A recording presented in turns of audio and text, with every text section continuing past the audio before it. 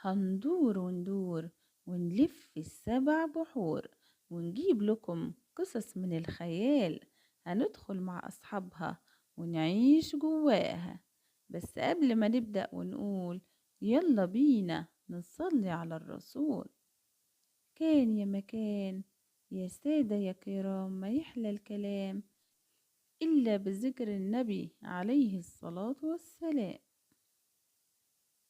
في يوم من الأيام في مملكة بعيدة عاش قائد مع بنته جانيت اللي حبها أكتر من أي شيء في الدنيا.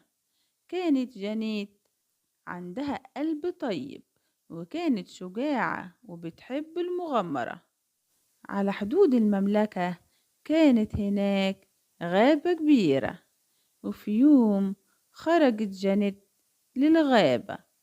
شافت الغابة جميلة ومليانة بالطيور الملونة والأشجار الضخمة، وفجأة اهتزت الأشجار من حواليها وراح ناحيتها نبات زاحف كان عايز يمسكها، لكن قدرت تتحرر منه في الوقت المناسب.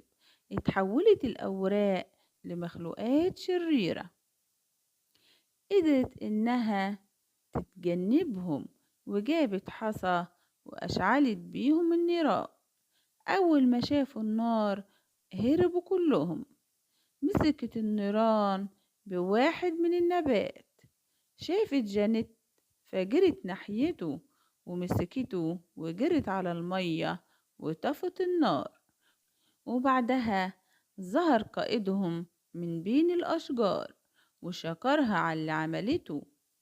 وبعدها أخد جانيت إلى أجمل الأماكن الجميلة الساحرة في الغابة. كان ليها قمة زرقاء كأنه متغطي ببساط أزرق، وكمان شافت وادي الفراشات الذهبي، مكان مليان بطيور بتغني بشكل جميل. الغابة كانت جميلة، وكل ما دخلت في الغابة كانت بتشوف أجمل وأجمل.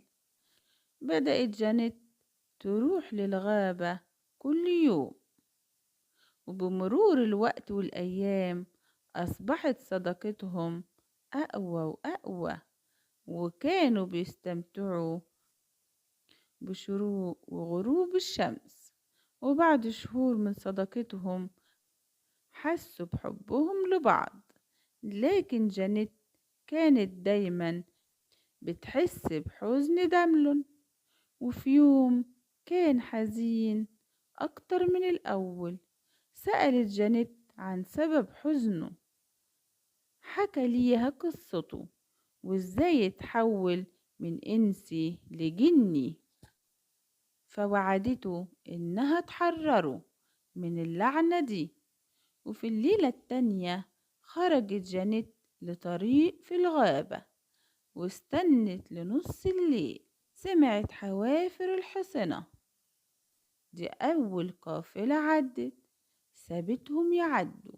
وجات القافلة التانية وسابتهم يعدوا، لكن اكتشفت إن الأحصنة سريعة جدا، من المستحيل إنها تلحق بيهم.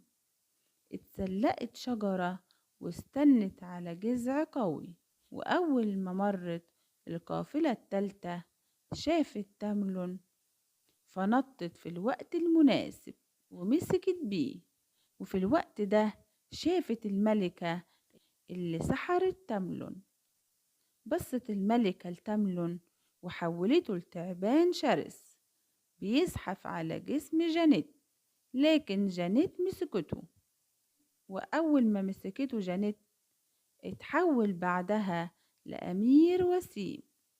مشت الملكة لأنها ما قدرتش تفهم إن الحب اللي ربط وجمعهم هو اللي خلاه اتحول من تاني لأمير وسيم.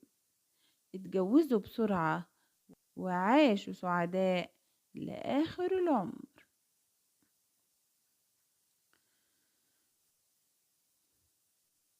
وبكده قصتنا تكون خلصت. هتوحشوني جدا من النهاردة لحد القصة الجاية. بحبكم جدا في الله. مع السلامة في يوم جديد وقصة جديدة إن شاء الله.